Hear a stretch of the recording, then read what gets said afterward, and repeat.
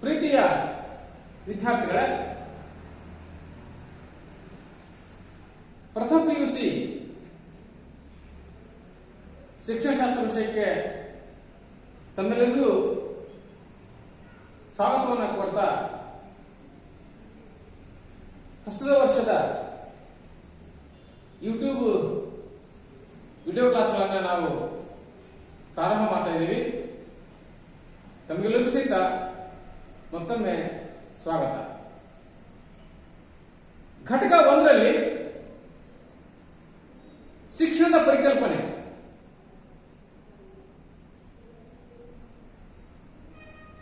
ಎಲ್ಲ ಜೀವಿಗಳಲ್ಲಿ ಅತ್ಯಂತ ಶ್ರೇಷ್ಠ ಜೀವಿ ಮನುಷ್ಯ ಜೀವಿ.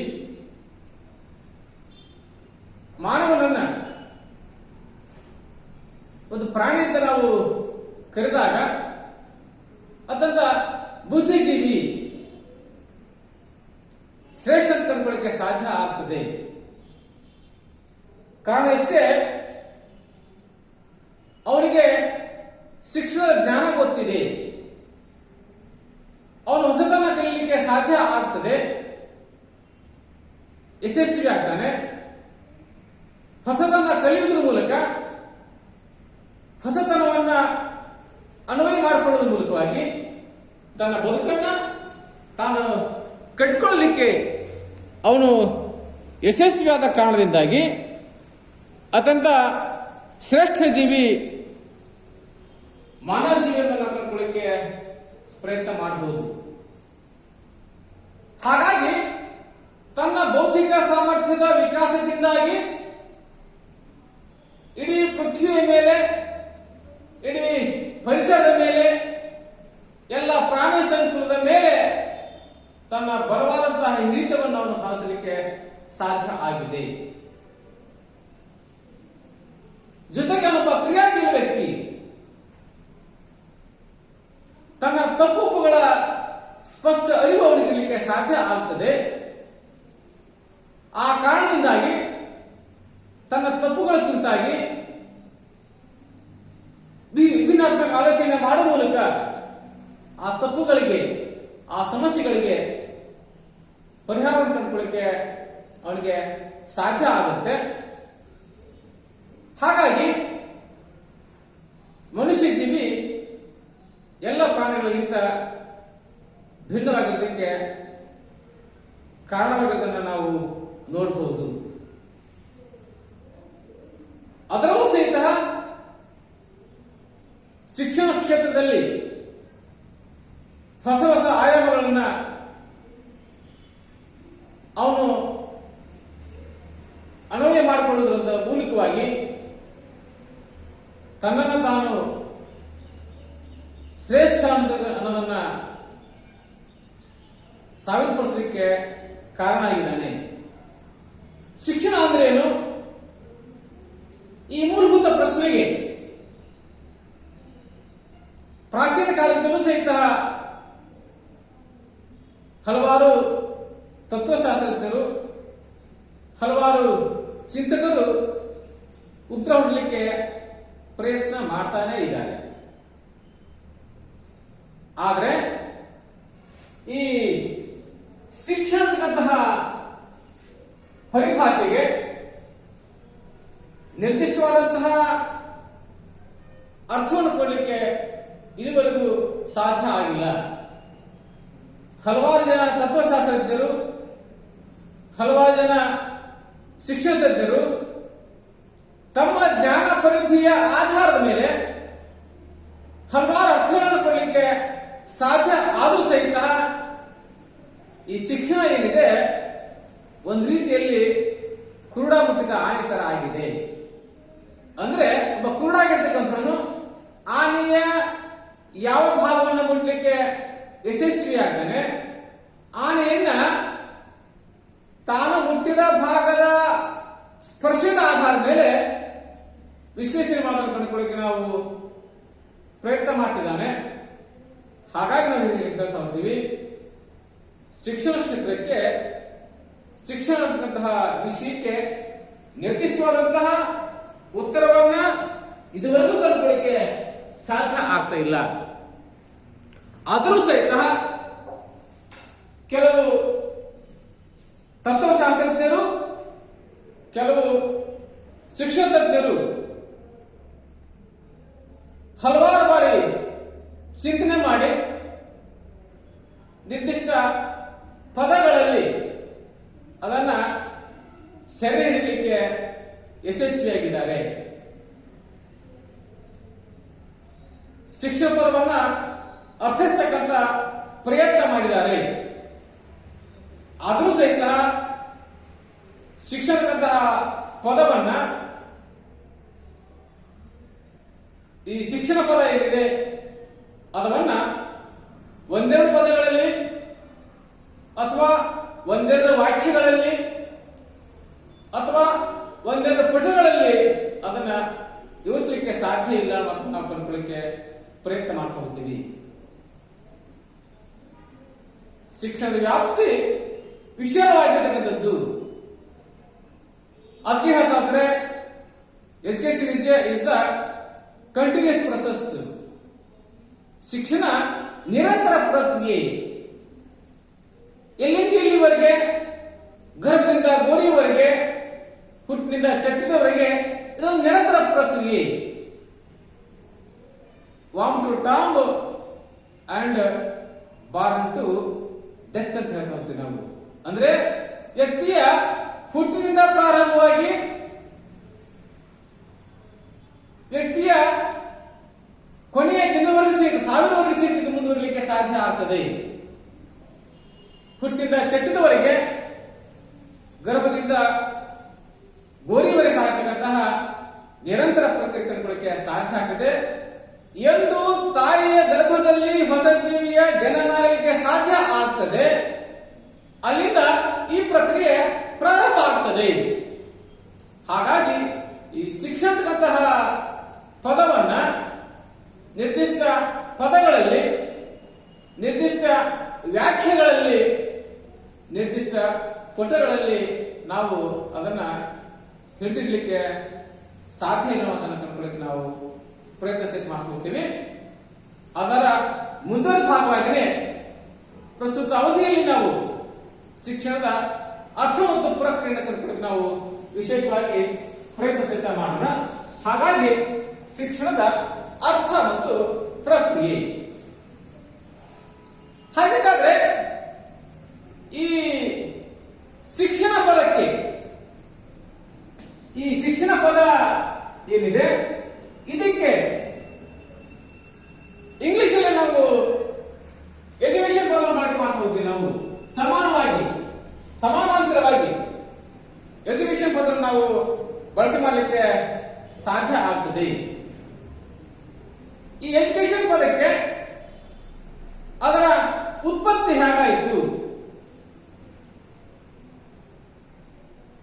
ಈ ಎಜುಕೇಶನ್ ಪದಕ್ಕೆ ಸಮಾನವಾಗಿ ಕನ್ನಡದಲ್ಲಿ ಶಿಕ್ಷಣ ಪದವನ್ನು ಬಳಕೆ ಮಾಡಲಿಕ್ಕೆ ಪ್ರಯತ್ನ ಮಾಡ್ತಾ ಹೋಗ್ತೀವಿ.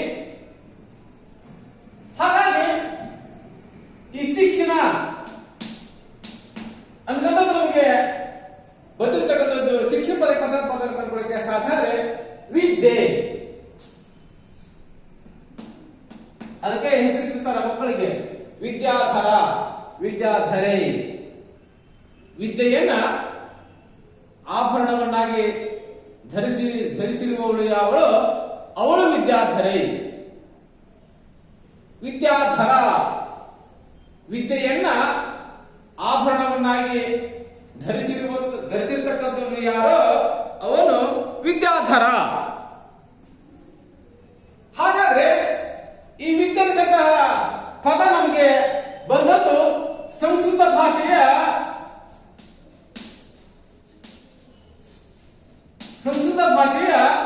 ವಿದ್ಯಂತ ಧಾತುವಿನ ಉತ್ಪತ್ತಿಯಾಗಲಿಕ್ಕೆ ಸಾಧ್ಯ ಆಗಿದೆ. ವಿದ್ಯಾರ್ಥಿಗಳ ಪದ ಏನಿದೆ ಸಂಸ್ಕೃತ ಭಾಷೆಯ ವಿದ್ಯಂತಹ ಧಾತುವಿನ ಉತ್ಪತ್ತಿಯಾಗಲಿಕ್ಕೆ ಸಾಧ್ಯ ಆಗಿದೆ. ಹಾಗಾದ್ರೆ ಸಂಸ್ಕೃತದಲ್ಲಿ ವಿದ್ಯಂತ ಅಂದ್ರೆ ತಿಳಿ ಅಥವಾ ಅರಿ ಅಂತ ಅರ್ಥ. ಹಾಗಾದ್ರೆ ಒಂದು ವಸ್ತು, ವಿಷಯ,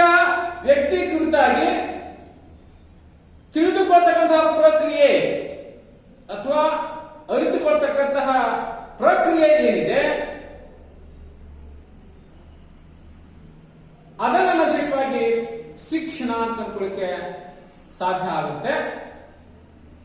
ಒಬ್ಬ ವ್ಯಕ್ತಿ ಕುರಿತಾಗಿ, ಒಂದು ವಿಷಯ ಕುರಿತಾಗಿ, ಒಂದು ವಸ್ತು ಕುರಿತಾಗಿ, ಒಂದು ಪರಿಕಲ್ಪನೆ ಕುರಿತಾಗಿ ಸ್ಪಷ್ಟ ಜ್ಞಾನವನ್ನ ಪಡೆದುಕೊಳ್ಳತಕ್ಕಂತಹ ಪ್ರಕ್ರಿಯೆ ಅಥವಾ ವಿಧಾನ ಏನಿದೆ ಅದನ್ನ ವಿಶೇಷವಾಗಿ ಶಿಕ್ಷಣ ಕಂಡುಕೊಳ್ಳಕ್ಕೆ ಸಾಧ್ಯ ಆಗ್ತದೆ. ಹಾಗಿದ್ದರೆ ಈ ಎಜುಕೇಶನ್ ಅಂತ ಪದ ಏನಿದೆ ನಮಗೆ ಲ್ಯಾಟಿನ್ ಭಾಷೆಯಲ್ಲಿ ಬರಲಿಕ್ಕೆ ಸಾಧ್ಯ ಆಗ್ತದೆ. ಲ್ಯಾಟಿನ್ ಭಾಷೆಯ ಎಜುಕೇಟಮ್ ಮೊದಲನೇದಾಗಿ ನಾವು ಹೇಳ್ತಾ ಹೋಗ್ತೀವಿ. ಎಜುಕೇಟಮ್ ಅಂತಕ್ಕಂಥ ಪದದಿಂದ ಮತ್ತೊಂದು ಲ್ಯಾಟಿನ್ ಭಾಷೆಯ ಪದ ಆಗಿರ್ತಕ್ಕಂತಹ ಎಜುಕೇರ್,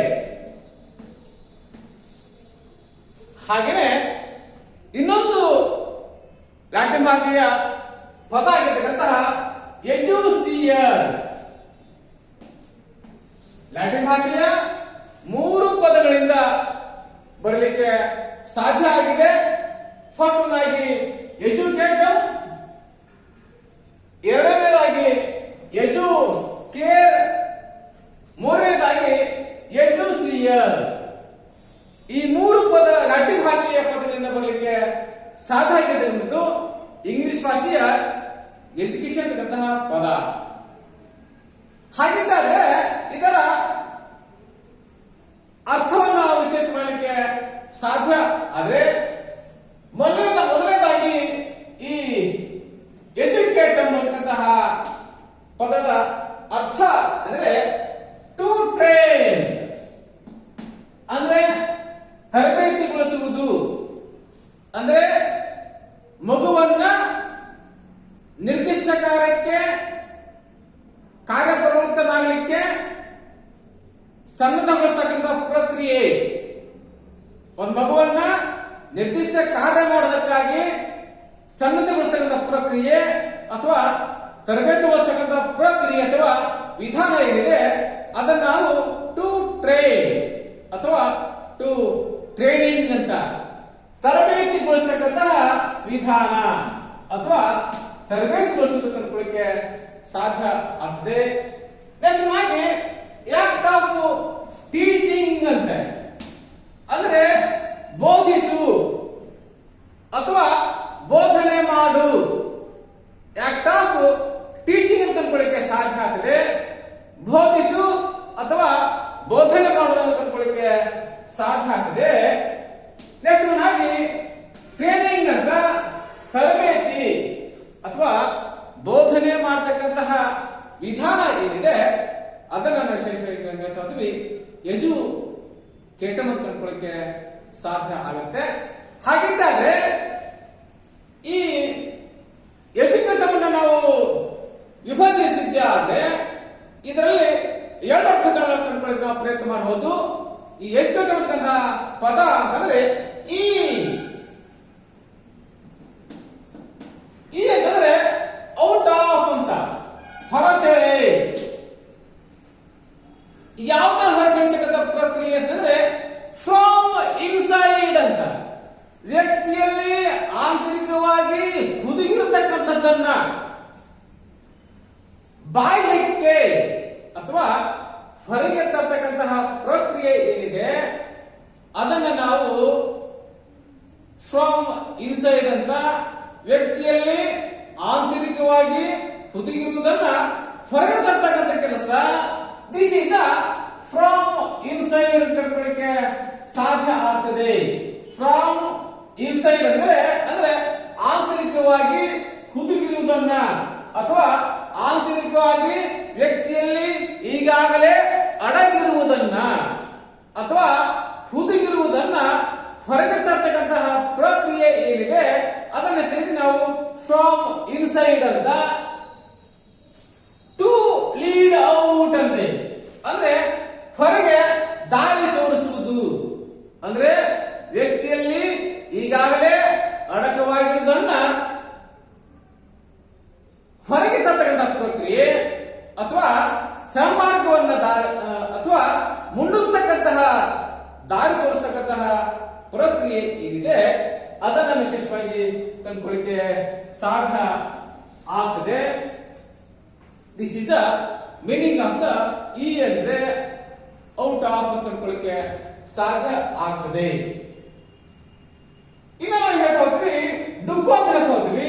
ಟು ಲೀಡ್ ಔಟ್ ಅಂತೆ ಹೊರಗೆತ್ತ ದಾರಿ ತೋರಿಸುವುದು ಅಂತ ಕಂಡುಕೊಳ್ಳಿಕ್ಕೆ ಸಾಧ್ಯ ಆಗ್ತಾ ಹೋಗ್ತದೆ. ತದನಂತರದಲ್ಲಿ ಇದು ಮೊದಲನೇದಾಗಿ ಇನ್ನ ಎರಡನೇ ಕಂಡುಕೊಳ್ಳಿಕ್ಕೆ ಸಾಧ್ಯ ಆದ್ರೆ ಎಜುಕೇರ್. ಎರಡನೇದಾಗಿ ನಾವು ಕಂಡುಕೊಳ್ಳಿಕ್ಕೆ ಸಾಧ್ಯ ಆಗುತ್ತೆ.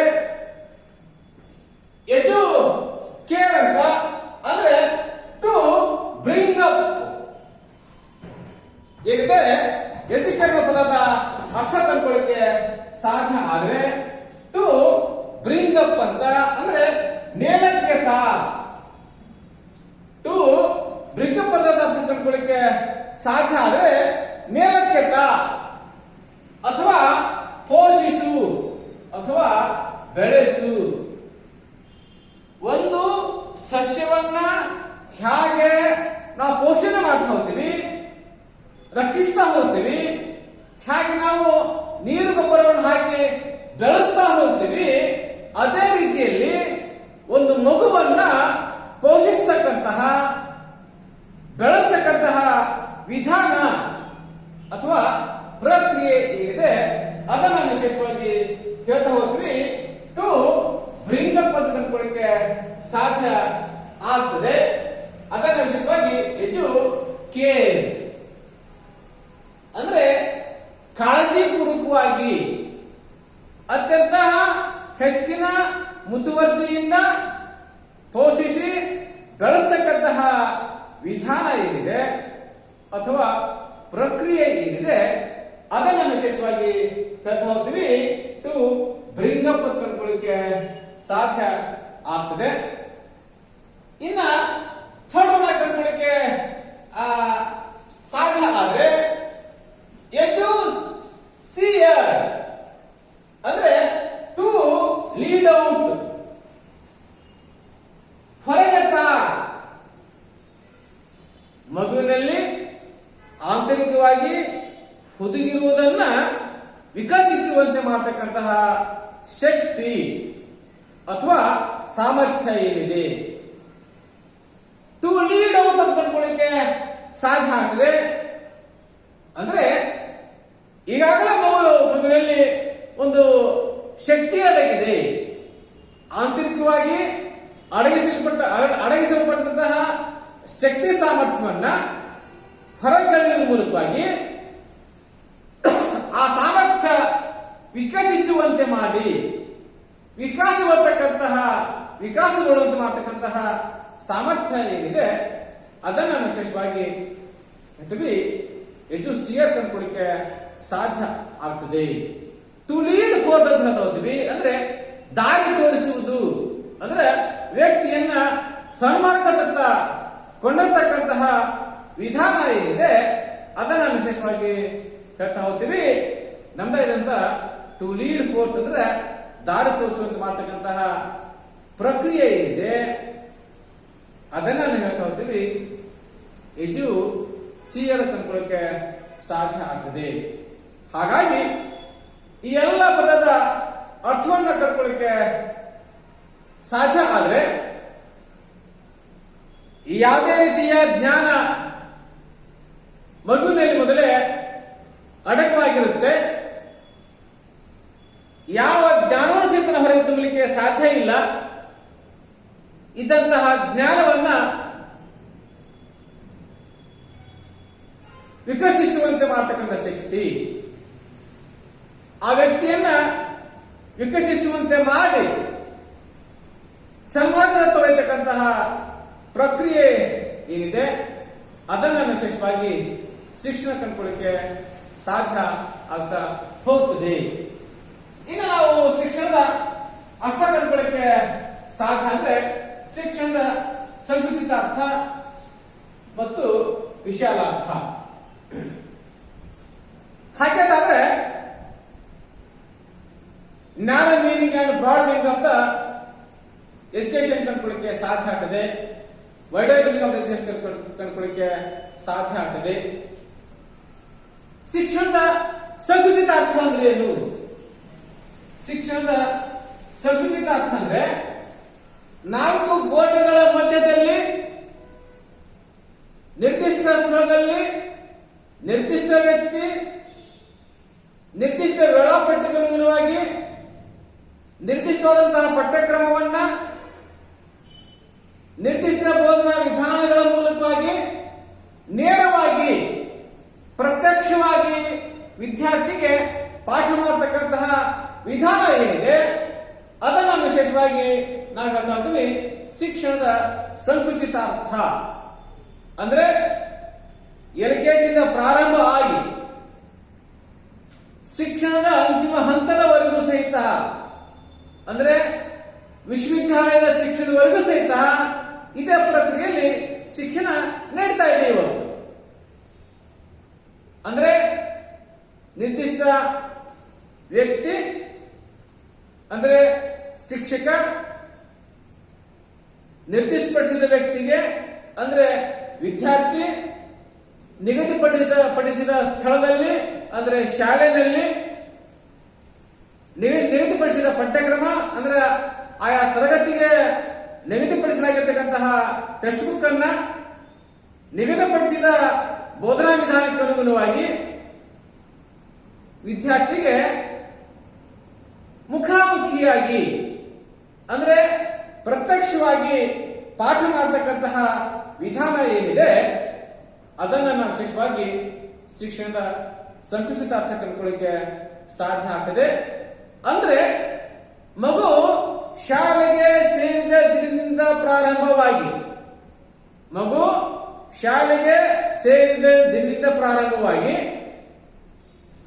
ಒಂದು ಹಂತದ ಅಧ್ಯಯನ ಪ್ರಕ್ರಿಯೆ ಕೊನೆಗೊಳ್ಳುವವರೆಗೂ ಸಹಿತ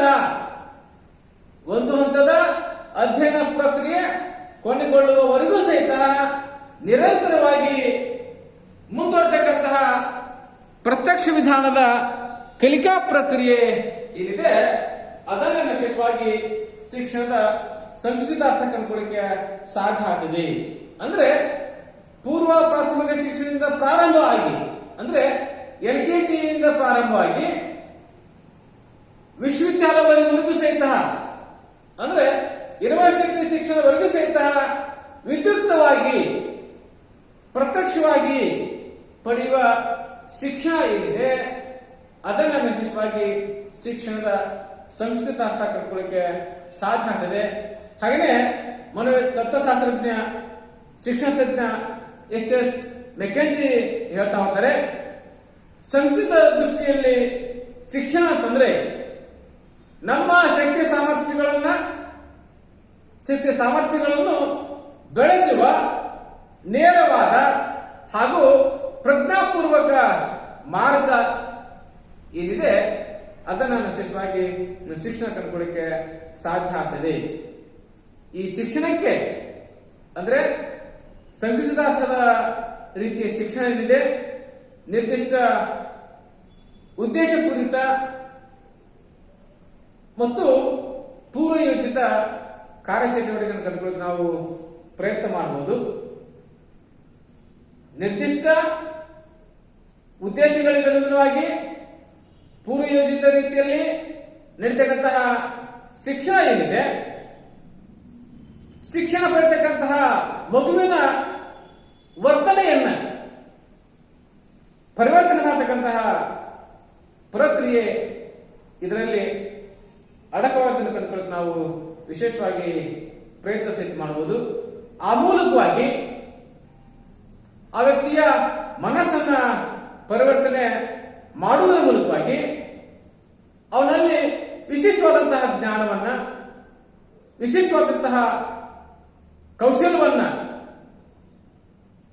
ಅಂದ್ರೆ development of the knowledge and skill ಅಂತ ನಾವು ಹೇಳ್ತಾ ಹೋಗ್ತೀವಿ, ಅದನ್ನ ತುಂಬತಕ್ಕಂತಹ ಅದನ್ನ ಬೆಳೆಸ್ತಕ್ಕಂತಹ ಅದನ್ನ ಅನುವು ಮಾಡಿಕೊಡ್ತಕ್ಕಂತಹ ವಿಧಾನ ಏನಿದೆ ಶಿಕ್ಷಣ ಏನಿದೆ ಅದನ್ನೇ ವಿಶೇಷವಾಗಿ ಶಿಕ್ಷಣದ ಸಂಕುಚಿತ ಅರ್ಥ ಕಂಡುಕೊಳ್ಳಕ್ಕೆ ಸಾಧ್ಯ ಆಗ್ತದೆ. ಒಟ್ಟಾರೆಯಾಗಿ ಶಿಕ್ಷಣದ ಸಂಕುಚಿತ ಅರ್ಥ ಅಂತಂದ್ರೆ ಶಾಲಾ ಶಿಕ್ಷಣಕ್ಕೆ ಮಾತ್ರ ಸೀಮಿತವಾಗಿರ್ಲಿಕ್ಕೆ ಸಾಧ್ಯ ಆಗ್ತದೆ.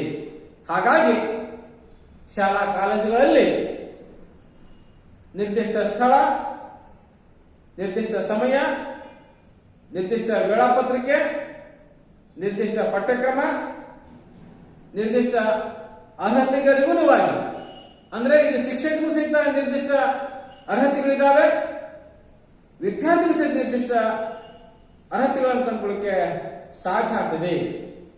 ಅತ್ಯಂತ ವ್ಯವಸ್ಥಿತವಾಗಿರತಕ್ಕಂತಹ ವಿಧಾನದ ಪ್ರಕ್ರಿಯೆ ಇದೆ, ಅದನ್ನ ವಿಶೇಷವಾಗಿ ಶಿಕ್ಷಣ ಕಂಡುಕೊಳ್ಳಕ್ಕೆ ಸಾಧ್ಯ ಆಗ್ತದೆ. ಶಿಕ್ಷಣದ ವಿಶಾಲ ಅರ್ಥ ಹಾಗಿದ್ದಾದ್ರೆ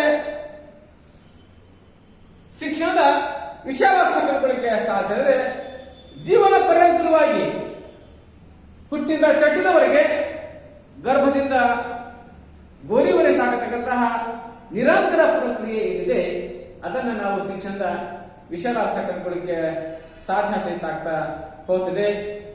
ಎಸ್ ಮೆಕೆನ್ಸಿ ಹೇಳ್ತಾ ಹೋಗ್ತಾರೆ, ಶಿಕ್ಷಣ ಜೀವನ ಪರ್ಯಂತ ಸಾಗತಕ್ಕಂತಹ ನಿರಂತರ ಪ್ರಕ್ರಿಯೆಯಾಗಿದ್ದು ಬದುಕಿನ ಎಲ್ಲ ಅನುಭವಗಳಿಂದ ಪ್ರಭಾವಗೊಳಿಸತಕ್ಕಂತಹ ಕ್ರಿಯೆ ಏನಿದೆ ಅದನ್ನು ವಿಶೇಷವಾಗಿ ಶಿಕ್ಷಣದ ವಿಶಾಲ ಅರ್ಥ ಕಂಡುಕೊಳ್ಳಕ್ಕೆ ಸಾಧ್ಯ ಆಗ್ತದೆ. ಅರ್ಥಶಾಸ್ತ್ರ ತತ್ವಶಾಸ್ತ್ರಜ್ಞ ಡಂಗುಲ್ಲೆ ಹೇಳ್ತಾ ಹೋಗ್ತಾರೆ, ಶಿಕ್ಷಣ ವ್ಯಕ್ತಿಯ ಹುಟ್ಟು ಸಾವಿನ ಮಧ್ಯೆ ಜೀವನದ ಮೇಲೆ ಪ್ರಭಾವ ಬೀರುವ ಎಲ್ಲ ಅಂಶಗಳೇ ಆಗಿರೋದನ್ನು ಕಂಡುಕೊಳ್ಳಕ್ಕೆ ಸಾಧ್ಯ ಆಗಿದೆ. ಹಾಗಾಗಿ ಮಗು ತನ್ನ ಜೀವನದ ಪ್ರತಿಯೊಂದು ಕ್ಷಣದ ಅನುಭವಗಳ ಮೂಲಕ ತಾನು ಬದಲಾಗತಕ್ಕಂತಹ ರೀತಿಯಲ್ಲಿ ಆ ಅನುಭವಗಳನ್ನ ಅನ್ವಯ ಮಾಡಿಕೊಳ್ತಕ್ಕಂತಹ ಪ್ರಕ್ರಿಯೆ ಏನಿದೆ ಅದನ್ನ ವಿಶೇಷವಾಗಿ ಶಿಕ್ಷಣದ ವಿಶಾಲ ಅರ್ಥ ಕಂಡುಕೊಳ್ಳಕ್ಕೆ ಸಾಧ್ಯ ಆಗ್ತದೆ. ಅಂದ್ರೆ ತನ್ನ ಕುಟುಂಬ ಇರ್ಬೋದು, ತನ್ನ ಸಂಬಂಧಿಕರಾಗಿರ್ಬೋದು, ತನ್ನ ಸ್ನೇಹಿತರಾಗಿರ್ಬೋದು, ತನ್ನ ನೆರೆಹೊರೆಯಾಗಿರ್ಬೋದು, ತಾನು ಬದುಕತಕ್ಕಂತಹ ಬಾಳ್ತಕ್ಕಂತಹ ಸಮಾಜ ಇರ್ಬೋದು, ಸಮೂಹ ಮಾಧ್ಯಮ ಆಗಿರ್ಬೋದು, ಪ್ರವಾಸ ಆಗಿರ್ಬೋದು, ಗ್ರಂಥಾಲಯ ಆಗಿರ್ಬೋದು, ಪ್ರಯೋಗಾಲಯ ಆಗಿರ್ಬೋದು, ಧಾರ್ಮಿಕ ಸಂಸ್ಥೆಗಳಾಗಿರ್ಬೋದು, ಮಠಮಾನ್ಯಗಳಾಗಿರ್ಬೋದು, ಈ ಎಲ್ಲಗಳ ಮೂಲಕವಾಗಿ ಪ್ರತಿಯೊಂದು ಕ್ಷಣಕ್ಕೂ ಸಹಿತ ವ್ಯಕ್ತಿಯ ಮಾಡ್ತಾನೆ ಹೊಸ ಹೊಸ ರೀತಿಯ ಅನುಭವಗಳನ್ನ ಅನುಭವಿಸ್ತಾ ಹೋಗ್ತಾನೆ.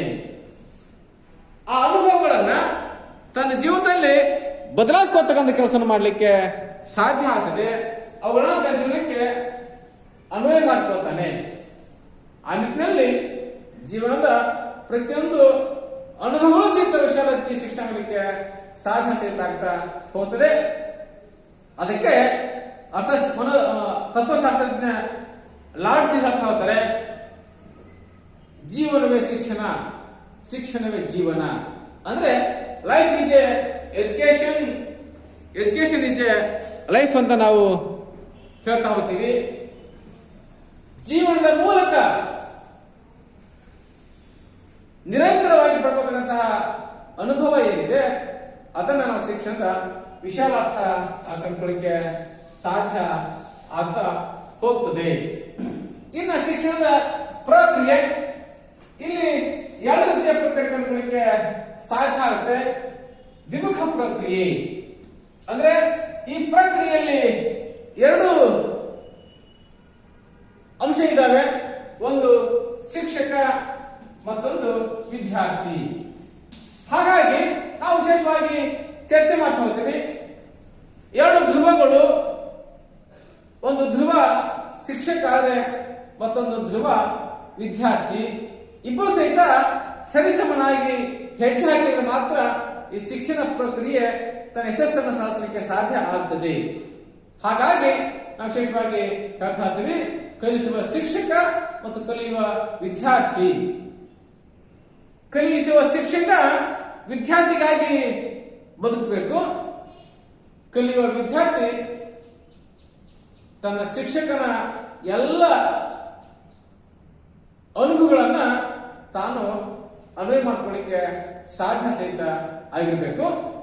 ಹಾಗಾಗಿ ಶಿಕ್ಷಕನ ಜಾಣ್ಮೆ, ಅವನ ಕೌಶಲ್ಯ, ಅವನ ಬೋಧನಾ ಸಾಮರ್ಥ್ಯ, ಅವನ ವ್ಯಕ್ತಿತ್ವ ಎಲ್ಲ ಅಂಶಗಳು ಸಹಿತ ವ್ಯಕ್ತಿ ಮೇಲೆ ಅಗಾಧವಾದಂತಹ ಪ್ರಭಾವ ಬೀರಲಿಕ್ಕೆ ಸಾಧ್ಯ ಆಗ್ತದೆ. ಹಾಗಾಗಿ ಕಲಿಸುವ ಶಿಕ್ಷಕ ಅತ್ಯಂತ ಪ್ರಭಾವಯುತ ವ್ಯಕ್ತಿಯಾಗಿರೋದ್ರ ಜೊತೆಗೆ ಅತ್ಯಂತ ಪರಿಶುದ್ಧ ವ್ಯಕ್ತಿಯಾಗಿರಬೇಕು. ಕಲಿಸುವ ಶಿಕ್ಷಕ ಶ್ರೇಷ್ಠನಾದರೆ ಮಾತ್ರ ಒಂದು ಶ್ರೇಷ್ಠ ಜೀವಿಯನ್ನ, ಒಂದು ಉತ್ತಮವಾದಂತಹ ವಿದ್ಯಾರ್ಥಿಯನ್ನ ಸೃಷ್ಟಿ ಮಾಡಲಿಕ್ಕೆ ಸಾಧ್ಯ. ಹಾಗಾಗಿ ನೇರವಾಗಿ ತನ್ನ ವರ್ತನೆಯ ಮೂಲಕ ವಿದ್ಯಾರ್ಥಿಯ ವರ್ತನೆಯನ್ನ ಪರಿವರ್ತನೆಗೊಳಿಸತಕ್ಕಂತಹ ಪ್ರಕ್ರಿಯೆ ಏನಿದೆ ಅದನ್ನು ವಿಶೇಷವಾಗಿ ಶಿಕ್ಷಣದ ದ್ವಿಗುಣ ಪ್ರಕ್ರಿಯೆ ಕಂಡುಕೊಳ್ಳಕ್ಕೆ ಸಾಧ್ಯ ಆಗ್ತದೆ. ಹಾಗಾಗಿ ಶಿಕ್ಷಕ ಆಗಿರ್ತಕ್ಕಂಥವನು ಎರಡು ರೀತಿಯಲ್ಲಿ ಪರಿವರ್ತನೆಗೊಳಗಾದನ್ನು ಕಂಡುಕೊಳ್ಳಕ್ಕೆ ಸಾಧ್ಯ ಆಗ್ತದೆ.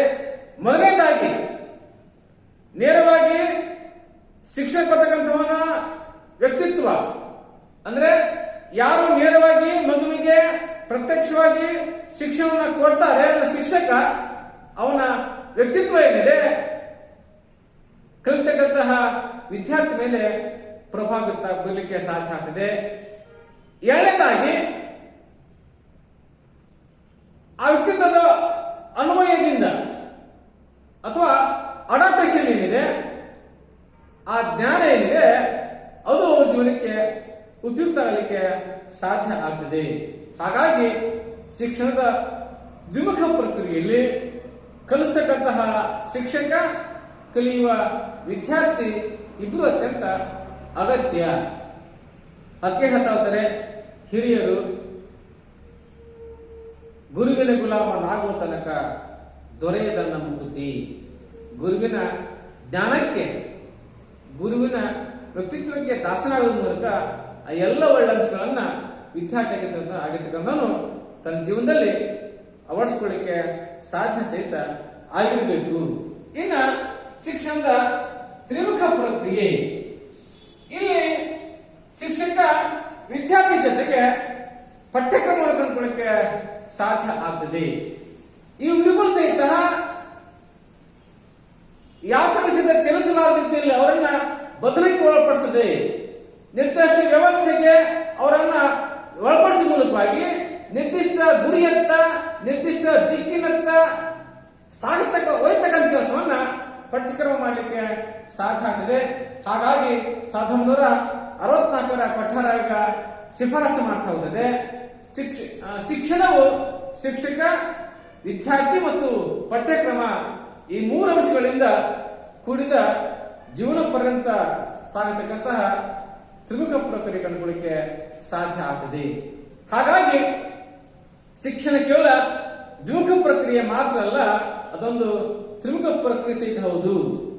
ಹಾಗಾಗಿ ಕಲಿಸುವ ಶಿಕ್ಷಕ ಮತ್ತು ಕಲಿಯುವ ವಿದ್ಯಾರ್ಥಿ ಹಾಗೂ ಬೋಧನೆಗೋಸ್ಕರವಾಗಿ ನಿಗದಿಪಡಿಸಿದ ಅಭ್ಯಾಸ ಪುಸ್ತಕವನ್ನ ಅಥವಾ ಪಠ್ಯಕ್ರಮವನ್ನ ಈ ಮೂರು ಅನುಸರಿಸುವ ಮೂಲಕವಾಗಿ ಅತ್ಯಂತ ವ್ಯವಸ್ಥಿತ ರೀತಿಯಲ್ಲಿ ಶಿಕ್ಷಣ ಕೊಡ್ತಕ್ಕಂತಹ ಪ್ರಕ್ರಿಯೆ ಏನಿದೆ ಅದನ್ನ ನಾವು ಶಿಕ್ಷಣದ ವಿಶಾಲಾರ್ಥ ಕಂಡುಕೊಳ್ಳಿಕ್ಕೆ ಸಾಧ್ಯ ಸಹಿತ ಆಗ್ತಾ ಹೋಗ್ತದೆ.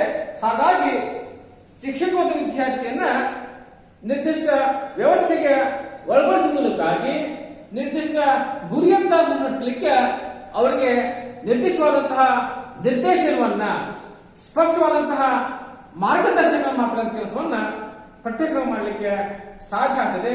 ಹಾಗಾಗಿ ಪಠ್ಯಕ್ರಮ ಮೇಲ್ಗಡೆ ಇದೆ, ಶಿಕ್ಷಕ ವಿದ್ಯಾರ್ಥಿ ಕೆಳಗಡೆ ಇದ್ದಾರೆ. ಪಠ್ಯಕ್ರಮವನ್ನ ಇಬ್ಬರು ಸಹಿತ ಅನುಸರಿಸುವ ಮೂಲಕವಾಗಿ ನಿಗದಿಪಡಿಸಿದ ಗುರಿಯನ್ನ ನಿಗದಿತ ಅವಧಿಯೊಳಗಾಗಿ ತಲುಪತಕ್ಕಂತಹ ಮಾರ್ಗವನ್ನ ತೋರಿಸ್ತಕ್ಕಂಥ ಕೆಲಸವನ್ನ ನಮ್ದಾಗಿದ್ದ ಪಠ್ಯಕ್ರಮ ಮಾಡಲಿಕ್ಕೆ ಸಾಧ್ಯ ಆಗ್ತದೆ. ಎಲ್ಲರಿಗೂ ಧನ್ಯವಾದಗಳು.